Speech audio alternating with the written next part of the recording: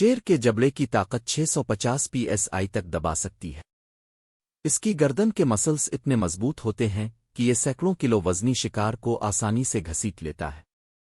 شیر کے اگلے بازو عام جانوروں سے دوگنے موٹے ہوتے ہیں۔ یہ اپنے پورے جسم کا وزن پنجوں پر ڈال کر وار کرتا ہے، اور یہی وجہ ہے کہ ایک تھپڑ ہی کسی بھی بڑے جانور کو زمین پر گرا دیتا ہے۔ یہ قوت محض ظاہری نہیں، اندر تک بھری ہوئی طاقت ہے۔ یہ وہ لمحہ ہوتا ہے جب شیر کا ہر مسل آن ہو جاتا ہے۔ اس کی ریڑھ کی ہڈی کا خم اور کھنچے ہوئے کندھے بتاتے ہیں کہ اگلا ہی سیکنڈ کسی کے لیے آخری ثابت ہو سکتا ہے۔ جب شیر دھاڑتا ہے تو صرف آواز نہیں نکلتی، اس کی گردن اور جبڑے کے مسلز اتنی شدت سے ہلتے ہیں کہ آس پاس زمین بھی کانپنے لگتی ہے۔ یہ آواز طاقت کی نہیں، وجود کی پہچان ہے۔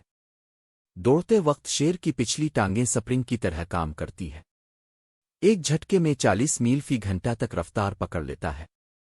یہ رفتار صرف تیز نہیں، مہلک ہوتی ہے۔